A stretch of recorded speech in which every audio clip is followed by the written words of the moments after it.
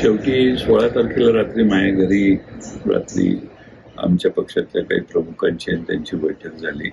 त्याच्या आधी अमोल कोल्हेजी किंवा हर्षवर्धन पाटील यांना घेऊन एकदा आमचे पक्षाचे अध्यक्षांची 2 वेळा बैठकीत ते सहभागी होते. त्यापूर्वी 16ला सगळेच आम्ही एकत्रित जमलो आणि त्या दिवशी ठरलं की आपण जिल्हा परिषदेच्या निवडणुका आघाडीत लढवू आणि आघाडीत लढवल्यानंतर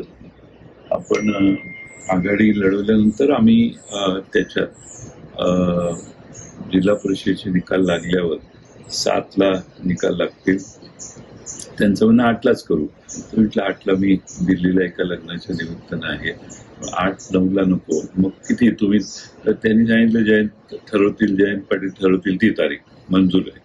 मग आम्ही 10ला करू, मग 12ला करू, मग 12ला करू. कारण मध्ये 4-5 दिवस त्या फॉर्मॅलिटीला लागतील. 12 तारीख ही आम्ही निश्चित केली.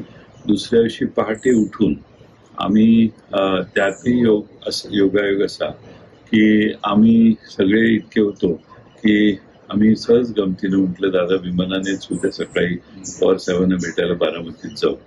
आम्ही ज्याला फोन केला त्याने सांगितलं नाही, ती धावपट्टी लहान आहे, माझं विमान काही तिकडे उतरणार नाही.